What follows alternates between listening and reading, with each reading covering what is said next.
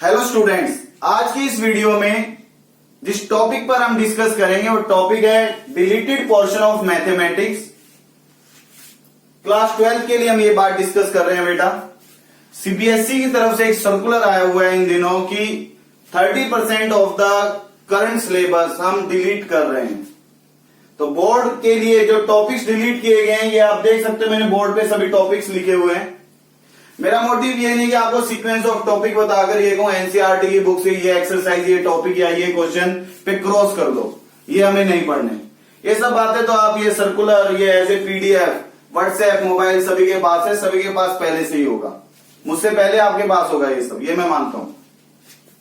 तो सिलेबस के लिए मुझे डिस्कस नहीं करना है। मेन बात क्या डिस्कस करनी है वो ये है कि जो टॉपिक्स हटाए गए हैं, अगर हम इन टॉपिक्स को नहीं पढ़ते हैं तो इससे हमारे कॉम्पिटिटिव एग्जाम्स पे फर्क पड़ेगा या नहीं, ये बात इंपॉर्टेंट है। क्योंकि 12th के बाद मेरा मोटिव है कि जब मैं 12th पास आउट करूं तो उसके बाद मैं आईआईटी जा सकूं या इंडिया के टॉप रैंक एनआईटी जा सकूं, या फिर मेरा मोटिव एनडीए है तो मैं एनडीए क्रैक करके लेफ्टिनेंट बन सकूं, या मेरा मोटिव है कि मैं मैथ्स ऑनर्स करूं इंडिया की टॉप यूनिवर्सिटी से, तो वहां पर जब मैं ऑनर्स के लिए जब अपने सब्जेक्ट को सिलेक्ट करूंगा वहां पर क्या ये टॉपिक्स मुझे फर्दर हाई लेवल पे पढ़ने हैं, वहां पर ये मुझे हेल्प करने थे या नहीं, इन सब बातों को मुझे डिस्कस करना है ताकि आपको ये बात क्लियर हो कि ये टॉपिक्स हटाने से आपको एडवांटेज रहा या डिसएडवांटेज।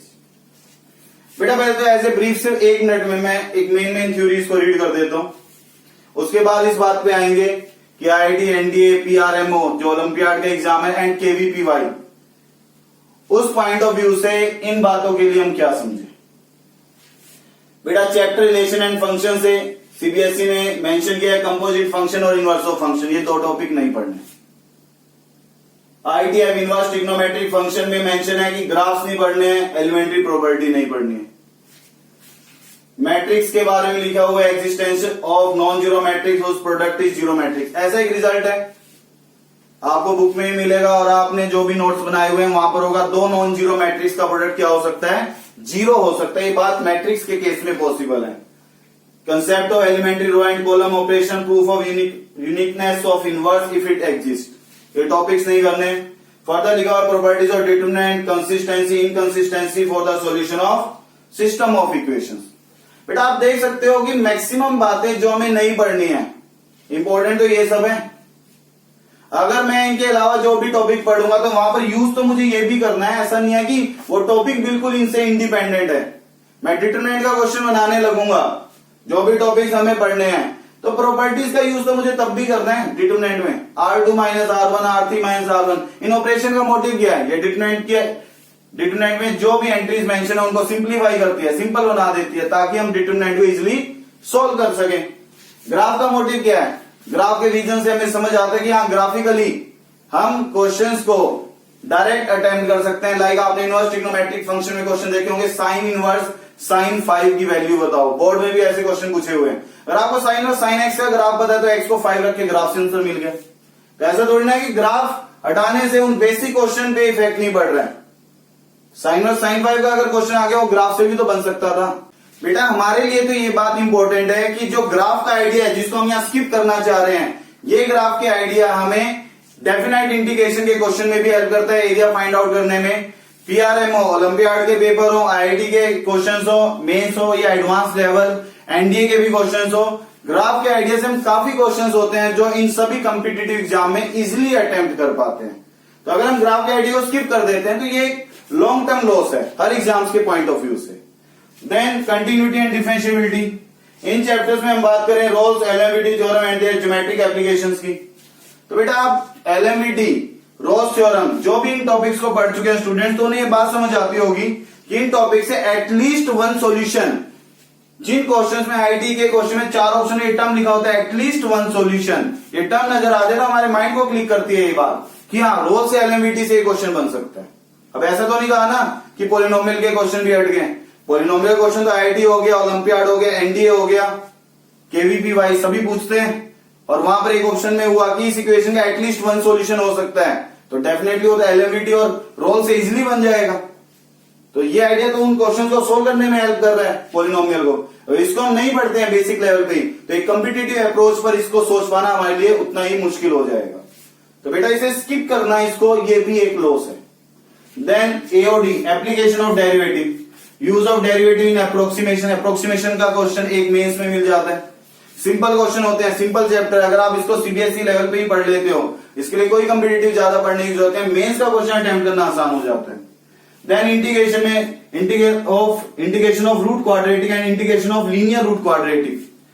अगर ये टॉपिक हम हटा भी देंगे तो इसका मतलब ये नहीं है कि रूट के इनसाइड में और भी काफी क्वेश्चंस हैं जहां रूट के इनसाइड में ट्रिग्नोमेट्रिक में इक्वेशन होते हैं। ट्रिग्नोमेट्रिक वाले तो नहीं कहा कि हटाने हैं, ट्रिग्नोमेट्रिक में बाय सब्स्टिट्यूशन जब हम उसको चेंज करते हैं तो पॉलिनोमियल्स बन जाते हैं, फिर वो पॉलिनोमियल जनरली क्वाड्रेटिक ऐसी फॉर्म में भी मिल जाते हैं, तो फिर कंप्लीटिंग स्क्वायर यूज करके, फार्मूले यूज करके तब आंसर कमेंट होता है। तो बेटा ट्रिग्नोमेट्री के क्वेश्चन तो नहीं कहा है कि ये नहीं करते हैं, तो इसका मतलब ये है कि अगर ये दो टॉपिक नहीं करते हो तो आपको ये पैटर्न नहीं याद रहेगा कि इसमें कंप्लीटिंग स्क्वायर का बेसिक था जो सीखना था, लीनियर रूट क्वाड्रेटिक में इसके डेरिवेटिव से इसको रीअरेंज करना था, ये सब बातें और काफी टॉपिक्स हैं इंटीग्रेशन के जहां यूज होती हैं, तो वहां पर हमें प्रॉब्लम होगी। तो इसका हमें एडवांटेज है, हमें सीखना चाहिए। Then definite integral as a limit of sum, ये टॉपिक आईटी एडवांस के लिए इंपॉर्टेंट है। लिमिट ऑफ सम पर एक क्वेश्चन मिल जाता है जहां सीरीज की टर्म में क्वेश्चन लिखा होता है और सीरीज को हम इस टॉपिक की हेल्प से लिमिट ऑफ सम, सम मतलब समीशन, सीरीज की बात आती है, इसको हम इंटीग्रेशन की फॉर्म में कन्वर्ट कर सकते हैं। जब सीरीज पे लिमिट का आइडिया हो तो वो डेफिनेट इंटीग्रल में कन्वर्ट किया जा सकता है। तो ये आइडिया एडवांस के लिए बहुत इंपॉर्टेंट है।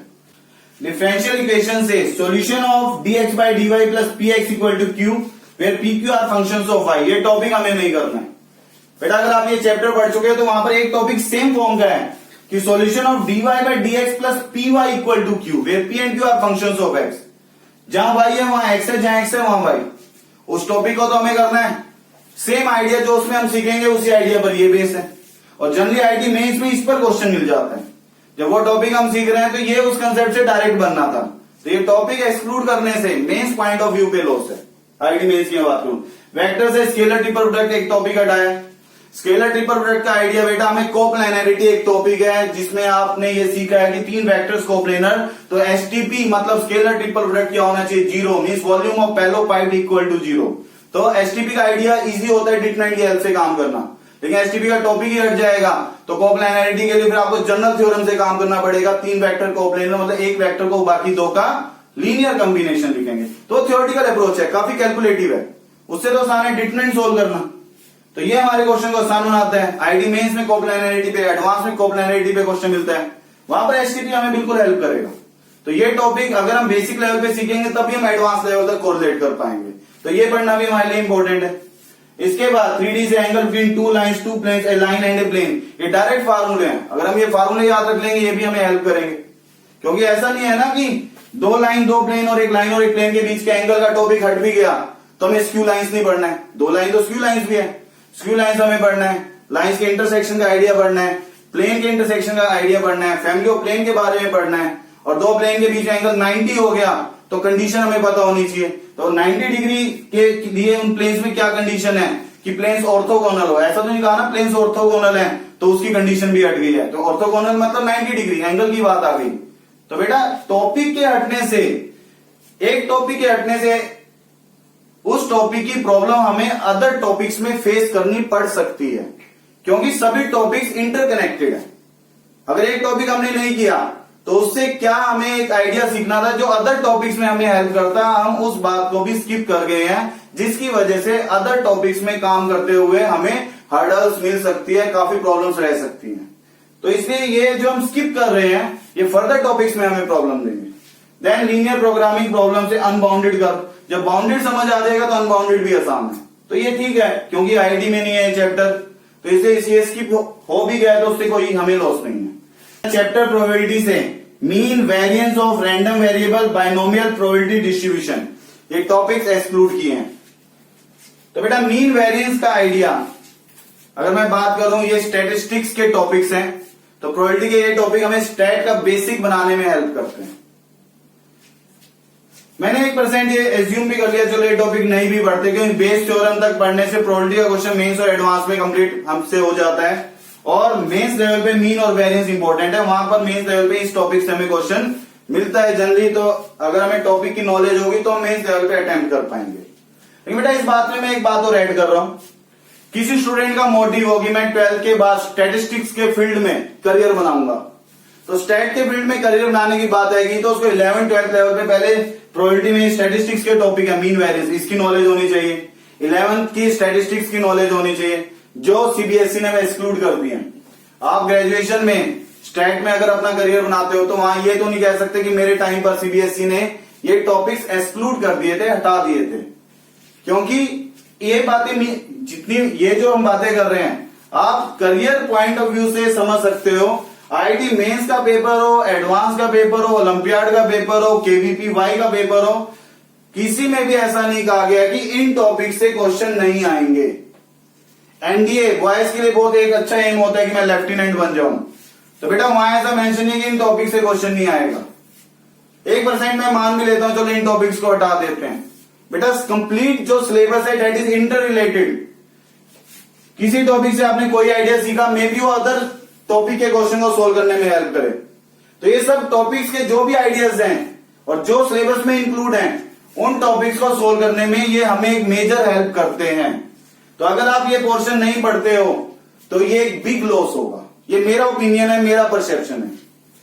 तो बेटा मेरे अकॉर्डिंग आईआईटी भी आपको अटेम्प्ट करना है, 12th के स्टूडेंट्स हो आप, mains, advance, Olympiad, KVPY, NDA सब अटेम्प्ट करना है, तो इन सब के लिए आपको सभी टॉपिक्स की नॉलेज होनी चाहिए। फिजिक्स, केमिस्ट्री, मैथ सभी के लिए मेरी कॉमन स्टेटमेंट, क्योंकि मल्टी कंसेप्चुअल क्वेश्चन पूछे जाते हैं कॉम्पिटिटिव एग्जाम में। तो मल्टी कंसेप्चुअल का मतलब होता है कि क्वेश्चन जो कोर्स में इंक्लूडेड है टॉपिक उससे ही पूछा, लेकिन मीन वाइज सोल्व करते हुए कोई स्टेप ऐसा बन गया जहां पर इस आइडिया की नॉलेज की जरूरत थी, जहां पर इस आइडिया की नॉलेज की जरूरत थी, तो बेटा क्वेश्चन तो यहीं रुक गया।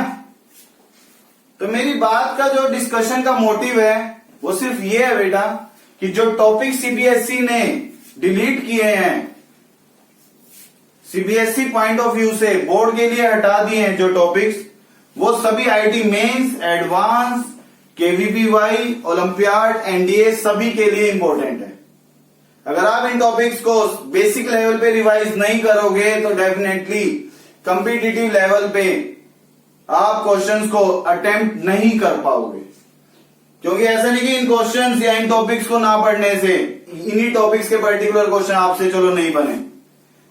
बेटा रिमेनिंग टॉपिक्स के भी जो क्वेश्चन होते हैं जो कॉम्पिटिटिव एग्जाम्स पूछते हैं वो मल्टी कंसेप्चुअल पूछते हैं। मल्टी कंसेप्चुअल की वजह से ये आइडियाज भी उन क्वेश्चन को सोल्व करने में उतने ही इंपॉर्टेंट होते हैं। तो इसलिए मेरा ओपिनियन यही है कि आप please 12th career oriented class है, आपका करियर डिसाइड होना है, आप किसी भी टॉपिक को स्किप ना करो, सभी टॉपिक्स पढ़ो। बोर्ड के लिए पर्टिकुलर प्रिपेयर करते हुए आप इन टॉपिक्स को स्किप कर सकते हो, लेकिन जिन भी स्टूडेंट्स का मोटिव है कि मैं 12th के बाद अपना स्ट्रॉन्ग करियर बनाऊं, वो कोई भी स्टूडेंट ऐसी गलती ना करे। एक बेसिक गलती जो मैक्सिमम स्टूडेंट्स के माइंड में आती है वो ये कि ठीक है मुझे तो 12th के बाद बीटेक करना ही नहीं है, मुझे तो इंडिया की top university like DU Delhi university, BHU Banaras Hindu university, इन सभी में से किसी भी टॉप यूनिवर्सिटी में एडमिशन मिल जाए, मैं ऑनर्स ग्रेजुएशन प्रेफर करूंगा। लेकिन बेटा ग्रेजुएशन में आप physics honours, chemistry honours, maths honours कुछ भी ऑप्ट करते हो, उन सभी में जो आप ये अप्लाइड मैथ्स के आइडिया सीखोगे इन सभी बेसिक्स का ही एक्सटेंशन है। अगर आपने बेसिक लेवल पे इन बातों को नहीं सीखा तो ये बातें वहां जाके आपको प्रॉब्लम देंगी। ऐसे नहीं कि इनसे पीछा छूट गया, ये आपको फ्यूचर में भी डील करने हैं। ग्रेजुएशन के बाद आप बैंकिंग का एग्जाम दे रहे हो, एसएससी स्टाफ सिलेक्शन कमीशन का एग्जाम है, सिविल की प्रिपरेशन कर रहे हो, वहां पर रीजनिंग, एप्टीट्यूड टेस्ट ये सब रहते हैं। तो अगर आपने प्रोबेबिलिटी की बातें, मीन वेरिएंस की बातें, इनसे रिलेटेड सब आइडियाज हैं, तो ये बातें आपने 11th-12th लेवल पे स्किप कर दी तो वहां जाके तो फेस करनी है। तो क्यों ना हम 11th-12th से अपने करियर को स्ट्रॉन्ग बनाकर चलें। तो इसलिए आप बेटा कॉम्पिटिटिव पॉइंट ऑफ व्यू से बात सोचो या फिर बोर्ड पॉइंट ऑफ व्यू से, क्योंकि बोर्ड के बाद भी अगर आप ग्रेजुएशन के लिए किसी भी अच्छे कॉलेज से ऑनर्स करोगे ये सभी टॉपिक्स वहां पर भी आपको हेल्प करेंगे। आज स्किप करोगे तो फ्यूचर में प्रॉब्लम फील करोगे। बोर्ड में भी आपका स्कोर बन जाए इनको स्किप करके, लेकिन उसके बाद जितनी भी एजुकेशन है वहां सब जगह प्रॉब्लम मिल सकती है, क्योंकि जितने कॉम्पिटिटिव एग्जाम है वहां कहीं मेंशन नहीं है कि इन टॉपिक से अब उन बातों को डील नहीं किया जाएगा या वहां पर क्वेश्चन नहीं पूछे जाएंगे। सभी competitive exam after graduation, after 12th सभी में ये सभी आइडियाज जितने भी हैं जो अब डिलीट किए गए हैं सीबीएसई से, इनसे जो भी आइडियाज हम सीखेंगे सब वहां पर यूज करने होंगे। तो मेरे ओपिनियन के अकॉर्डिंग आप सभी टॉपिक्स पढ़ो, मेहनत करो। ये बातें मैं अपनी जनरली सभी वीडियोस में बोलता हूं, there is no alternate of hard work, और शॉर्टकट की तरफ मत भागो। ये बात मैंने अपने डायरेक्टर आईआईटी गुवाहाटी के डायरेक्टर से सीखी है, जहां पर मैं स्टूडेंट था आईआईटी में।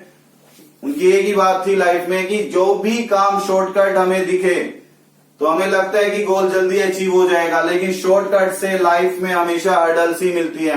क्योंकि जब हम फ्यूचर में जब मेन गोल के सामने आते हैं तो हमें वो अचीव नहीं होता है। क्योंकि शॉर्टकट से बेटा लाइफ में आप थोड़ा आगे तो निकल जाओगे कुछ समय के लिए, लेकिन बाद में हर्डल्स रहती हैं, काफी प्रॉब्लम्स रहती हैं। क्योंकि करियर का बेसिक रूल है हार्ड वर्क, क्योंकि आपने मेहनत नहीं करी, आपने शॉर्टकट किया वहां से। तो मेहनत को स्किप ना करो, हार्ड वर्क को स्किप ना करो, मेहनत ज्यादा से ज्यादा करो, अपने टाइम को यूटिलाइज करो। क्योंकि ये बात मैं हमेशा मानता हूं कि हर स्टूडेंट के मन में एक इच्छा जरूर होती है कि मैं लाइफ में आगे बढ़ूं ताकि मेरे पेरेंट्स प्राउड फील करें। ये हर स्टूडेंट के मन में होती है, कहता कोई नहीं है, बट कहीं ना कहीं हर स्टूडेंट के मन में ये बात रहती है। तो प्लीज आप अपनी इस अच्छी सोच को बनाए रखो, उस अच्छी सोच को लाइफ में प्रूव करने के लिए मेहनत भी करो। यानी कि आप सिर्फ अच्छा सोच रहे हो, मेहनत कर नहीं रहे हो। तो बेटा मेहनत इक्वली इंपॉर्टेंट है अपने विजन को फुलफिल करने के लिए, अपने गोल को अचीव करने के लिए।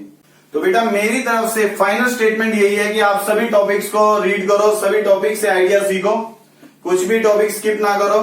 क्योंकि मेरे लिए ये सब बातें इस तरीके से हैं कि अगर मुझे कोई ऐसे लिखना है तो अगर मैं A to Z में से ये 4-5 अल्फाबेट की तरह हुआ, 30% सिलेबस है ना, मैं 26 अल्फाबेट में से 10 अल्फाबेट ना पढ़ूं तो उससे तो मुझे फ्यूचर में तो ऐसे लिखने हैं, एप्लीकेशन लिखनी है, तो वो मैं कैसे लिख पाऊंगा। तो ये सेम वैसी स्टोरी है कि इस साल के लिए तो ये कुछ 30% सिलेबस हटा दिया, लेकिन ये लॉन्ग लाइफ के लिए तो नहीं है। आने वाले स्टूडेंट्स तो पढ़ेंगे, जो पहले पढ़ के जा चुके हैं वो तो सीख चुके हैं। आपको तो हर फेज पर लाइफ में अपने ड्रीम को अचीव करने के लिए फाइट करना है। तो बेटा कोई भी टॉपिक स्किप मत करना और अपने ड्रीम को पूरा करने के लिए मेहनत करते रहो। Thank you and all the best.